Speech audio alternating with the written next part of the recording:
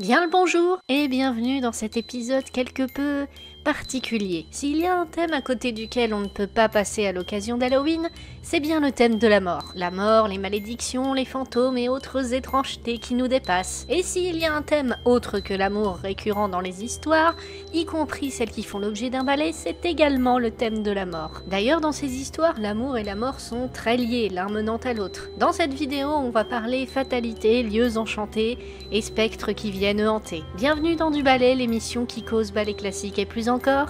En ce 31 octobre, je vous emmène, le temps d'un épisode, vers l'au-delà.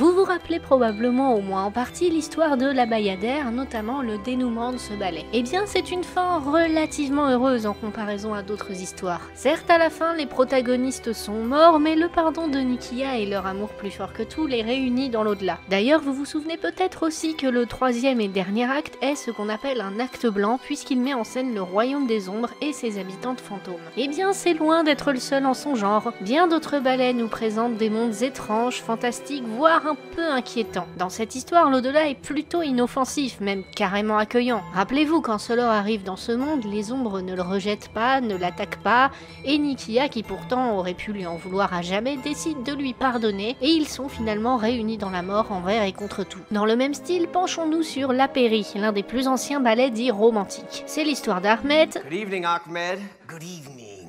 Un jeune homme blasé, presque insensible au charme des jeunes femmes de la cour, qui pourtant ne lésinent pas sur les danses envoûtantes. Mais lui, ce qui l'intéresse, c'est quelque chose de plus spirituel. Et ce n'est que lorsqu'il rencontre une péri, sorte de fée dans la mythologie persane, qu'il semble trouver son bonheur. Celle-ci prend la forme de Leila, une esclave humaine, et Ahmed, Is Ahmed.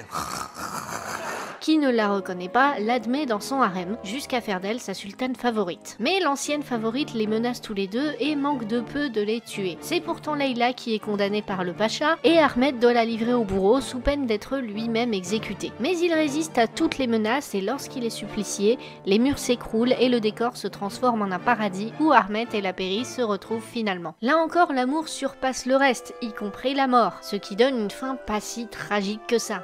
Mais attendez, des fins heureuses ?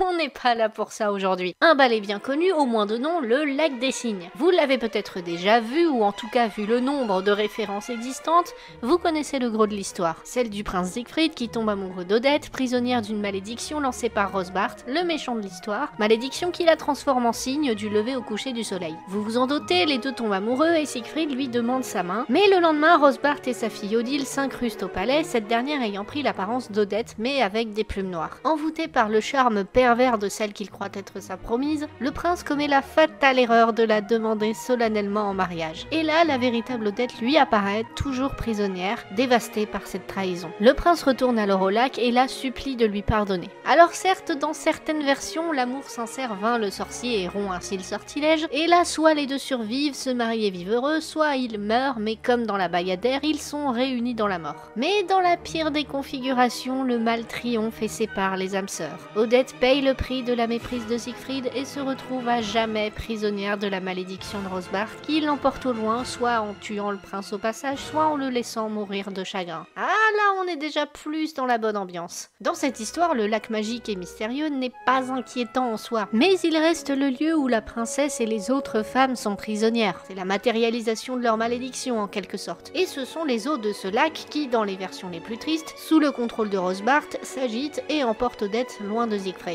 Si on regarde du côté de Gisèle, grand nom des ballets romantiques, on a clairement des entités fantastiques un peu moins amicales que les péris, les ombres de la Bayadère ou les cygnes du lac. Pour résumer, c'est l'histoire de Gisèle, une paysanne folle amoureuse d'Albrecht, un jeune homme qui, malheureusement, est en réalité déjà fiancé. Lorsque la pauvre l'apprend à ses dépens, elle perd la raison et finit par en mourir. La nuit suivante, alors qu'il se recueille sur la tombe de Gisèle, Albrecht est pris au piège par les Willis, fantômes de jeunes filles mortes damnées, et de leur implacable l'implacable reine Myrtha. Celle-ci le condamne à danser jusqu'à la mort pour le punir de sa trahison envers Gisèle qu'il doit, selon elle, rejoindre dans la tombe. Mais là encore, Gisèle pardonne finalement à Albrecht et danse avec lui, ce qui finit indirectement par le sauver. À défaut d'être joyeux, ce dénouement est là encore relativement positif.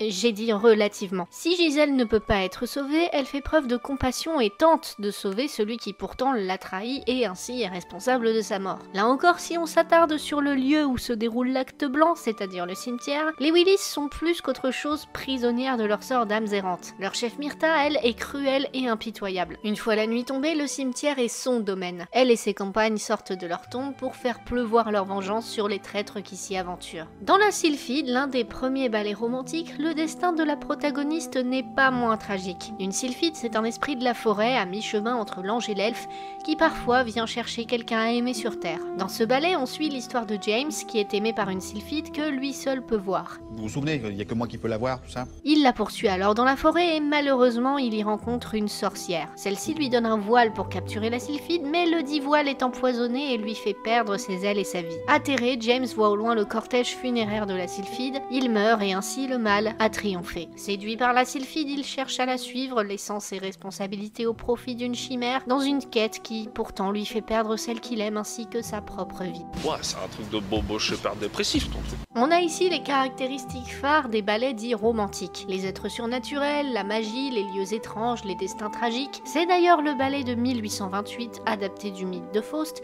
qui inaugure l'apparition dans les ballets de personnages diaboliques, de scènes de sorcellerie et d'héroïnes rédemptrices. D'ailleurs, même s'ils ont amené cette tendance, ce n'est pas le propre des ballets de l'époque de traiter ce genre de thématique. Je ne vous ferai pas l'affront de vous rabâcher des histoires comme celle de Carmen, de Barbe Bleue ou d'Orphée et Eurydice, dont vous avez sûrement au moins une idée. Mais laissez-moi vous raconter une dernière histoire. Dans Le jeune homme et la mort, l'antagoniste n'est pas une princesse jalouse, un sorcier maléfique, une carabosse ou une fantôme vengeresse. Non, ici l'antagoniste est l'amoureuse elle-même, qui du coup ne l'est peut-être pas tant que ça. Ce ballet, bien plus récent, met en scène un jeune artiste qui attend sa chérie. Angoissé de ne pas la voir arriver, il fixe la montre et tourne en rond comme un lion en cage. Il s'arrête même par moments sous une corde qu'il a déjà installée pour se préparer au suicide. Lorsque sa moitié arrive enfin, elle est de mauvaise humeur. Et ce n'est pas la mauvaise humeur dans laquelle vous êtes quand vous n'avez pas eu votre café du matin, non non non. Elle se montre violente et le maltraite à un point tel qu'il menace de se suicider. Et alors qu'elle aurait clairement pu l'en dissuader, elle l'encourage à le faire sans scrupule avant de partir en claquant la porte. Furieux et désemparé, le malheureux casse tous ses meubles puis il finit par se pendre. Le décor change et lors de la scène finale, il retrouve la mort elle-même sous l'apparence de sa bien-aimée. Ce dénouement se déroule sur les toits de Paris, un endroit au-delà de tout inatteignable et dans le contexte de l'histoire, métaphore de l'au-delà. En définitive, peu importe à quelle époque et sous quelle forme, la mort est un thème récurrent dans les ballets. Qu'elle soit surpassée par l'amour ou sa funeste conséquence, elle y est bien souvent étroitement liée et l'histoire fait intervenir des décors et des entités fantastiques, surnaturelles. Et qu'ils soient anciens ou récents, classiques ou néoclassiques, romantiques ou non, ces ballets exploitent tout autant les histoires de maléfices, de fatalité, de passion mortelle. Voilà, cette vidéo spéciale Halloween est terminée, j'espère qu'elle vous aura plu et que l'ambiance aura été à la hauteur du thème abordé. Pensez bien au pouce bleu, aux commentaires et au partage, c'est important, ça fait vivre la chaîne. Abonnez-vous, activez la cloche si ce n'est pas fait, parlez de l'émission autour de vous et brûlez de l'encens pour chasser les mauvais esprits. De mon côté, je vous souhaite de passer un très bon Halloween. On se retrouve dans une prochaine vidéo, d'ici là,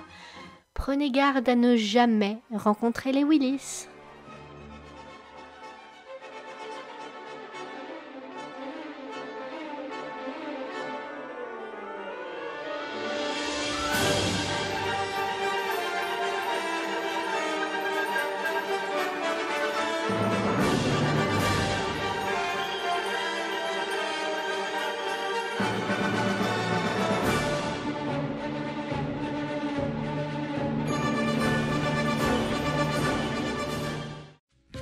Ce dénouement se déroule sur les toits. Leur chef Myrtha, elle, est cruelle et impitoyable.